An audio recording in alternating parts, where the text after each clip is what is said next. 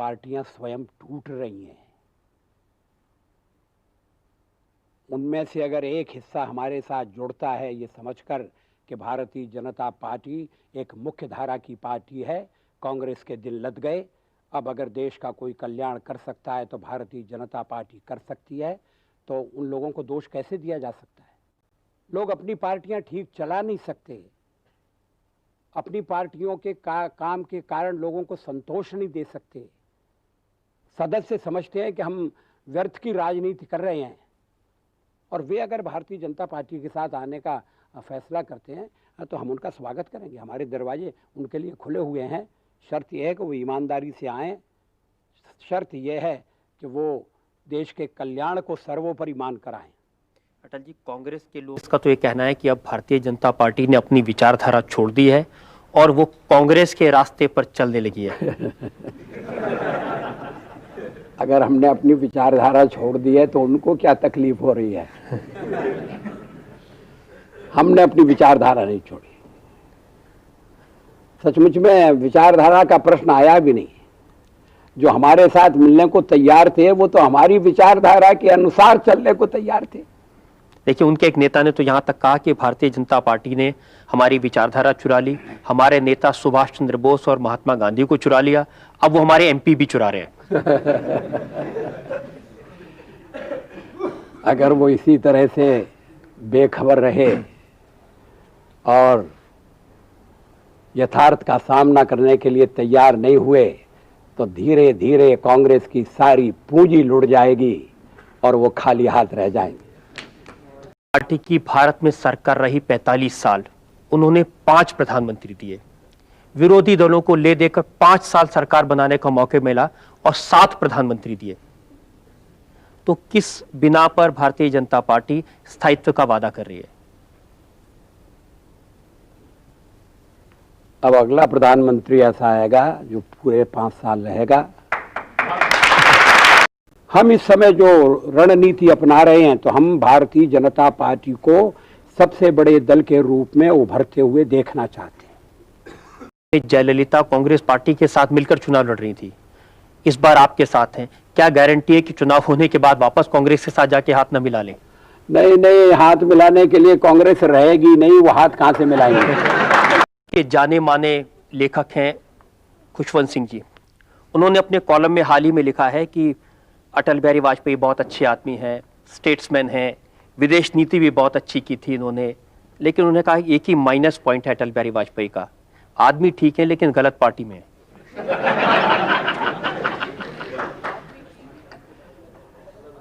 सरदार खुशवंत सिंह जी की मैं बड़ी इज्जत करता हूं, वो बहुत अच्छा लिखते हैं, उनका लिखा हुआ पढ़ने में बड़ा आनंद आता है। उन्होंने मेरी जो तारीफ की है उसके लिए मैं उन्हें शुक्रिया अदा करता हूं, लेकिन उनकी इस बात से मैं सहमत नहीं हूं कि मैं आदमी तो अच्छा हूं मगर गलत पार्टी में हूं। अगर मैं सचमुच में अच्छा आदमी हूं तो फिर गलत पार्टी में कैसे हो सकता हूं, और अगर गलत पार्टी में हूं तो फिर मैं अच्छा आदमी नहीं हो सकता। अगर फल अच्छा है तो पेड़ खराब नहीं हो सकता। नहीं है कि आपका चेहरा उदारवादी है और भारतीय जनता पार्टी का चेहरा सांप्रदायिक? जी नहीं, भारतीय जनता पार्टी को लोगों ने पहचाना नहीं है। अनेक प्रदेशों में हमारी सरकारें चल रही हैं, कहीं भी सांप्रदायिक तनाव नहीं है, कहीं भी मजहब के आधार पर भेदभाव नहीं है। सर्वधर्म समभाव में हमारा विश्वास है, हम उसी के अनुसार आचरण करते हैं। सांप्रदायिकता क्या है? अगर धर्म या मजहब के आधार पर भेदभाव किया जाए तो वो सांप्रदायिकता है। अगर वोट बैंक की राजनीति की जाए तो वो सांप्रदायिकता है।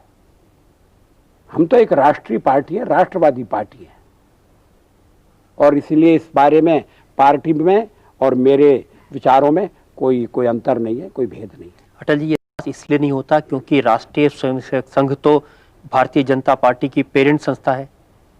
रिमोट कंट्रोल तो नागपुर से चलता है। जी नहीं। ये डी कंट्रोल का जमाना है, कहाँ कंट्रोल की बात आप कर रहे हैं? ये ठीक नहीं है। ये भारतीय जनता पार्टी के साथ बड़ा अन्याय करना है। इतना ही बड़ी पार्टी, इतनी प्रभावशाली पार्टी, जिसकी सरकार 5 राज्यों में काम कर रही है और जो कल केंद्र में सरकार बनाने की तैयारी कर रही है, उसको कहीं एक रिमोट कंट्रोल से चलाया जाएगा, इसकी तो कल्पना भी नहीं की जानी चाहिए। हम एक स्वतंत्र संगठन है, राष्ट्रीय स्वयंसेवक संघ एक देशभक्ति पूर्ण संगठन है। हम में से बहुत से लोग राष्ट्रीय स्वयंसेवक संघ से जुड़े हुए रहे हैं। इसका अर्थ ये नहीं है कि हमें क्या करना और क्या नहीं करना ये सब वो तय करते हैं और दिल्ली में तय नहीं होता, नागपुर में तय होता है। जो भी निर्णय हम लेते हैं वो सोच समझ कर लेते हैं और अपने बल पर लेते हैं, अपनी बुद्धि के अनुसार लेते हैं। जनता के मन में आशंका तो में लिखा जाता है कि भारतीय जनता पार्टी में 2 गुट हैं, एक नरम दल है, एक गरम दल है, एक वाजपेयी जी का दल है, एक अडवाणी जी का दल है। जी नहीं, मैं किसी दलदल में नहीं हूं। मैं तो औरों के दलदल में अपना कमल खिलाता हूं। और आरोप लगता है मुसलमानों को लेकर। आपने हमेशा कांग्रेस पार्टी पर आरोप लगाया कि ये मुसलमानों को अपीज करने की पॉलिसी इनकी चलती है। अब जब चुनाव का मौका आया है तो भारतीय जनता पार्टी के लोग न केवल खुले बाहों से मुसलमानों को आमंत्रित कर रहे हैं पार्टी में शामिल होने के लिए, बल्कि मस्जिद में भी जा रहे हैं और इफ्तार पार्टियां भी ऑर्गेनाइज हो रही हैं बीजेपी के यहाँ। कोई नई बात नहीं है, पहले भी इफ्तार पार्टियां होती थी। हमारे दरवाजे प्रारंभ से मुसलमानों के लिए खुले हुए हैं, लेकिन हम उन्हें वोट बैंक नहीं मानते। हम उन्हें भारत का नागरिक मानते हैं, हम उन्हें इस देश की संतान मानते हैं। इस देश में पूरी मजहब की आज़ादी है। मुसलमानों के मन में एक डर पैदा कर दिया गया है कि अगर भारतीय जनता पार्टी की सरकार बनी तो तुम्हें खा जाएगी। कई प्रदेशों में हमारी सरकारें चल रही हैं और किसी को खाने का कोई भी अभी तक मामला सामने नहीं। आप पावर में आएंगे तो कश्मीर की जो प्रॉब्लम है उसके बारे में आपको क्या कहना है? इसका आपने क्या उपाय सोचा है? कश्मीर के बारे में भारत की संसद सर्वसम्मति से यह प्रस्ताव पास कर चुकी है कि पूरा जम्मू कश्मीर भारत का अभिन्न अंग है। और जब हम पूरे जम्मू कश्मीर की बात कहते हैं तो उसमें कश्मीर का वो हिस्सा भी शामिल है जो आज पाकिस्तान के कब्जे में है, वो हिस्सा भी शामिल है जो पाकिस्तान ने चीन को दे दिया है। तो हम उस प्रस्ताव से बंधे हैं और हम उस प्रस्ताव पर अमल करने के लिए कार्रवाई करेंगे। क्या कार्रवाई करेंगे? जबरदस्ती वो हिस्सा पाकिस्तान से ले लेंगे अटल जी? अब सब बातें इस समय मत पूछिए। हिंदुत्व का सवाल आप लीजिए। सर्वोच्च न्यायालय ने हिंदुत्व के बारे में जो निर्णय दिया उससे हमारे दृष्टिकोण की पुष्टि हो गई। ये बात साफ हो गई कि हिंदुत्व कोई उपासना पद्धति नहीं है, हिंदुत्व कोई मजहब नहीं है, हिंदुत्व इस देश की जीवन की धारा का नाम है। बाकी के लोग हमारी विचारधारा को अब स्वीकार करने लगे हैं।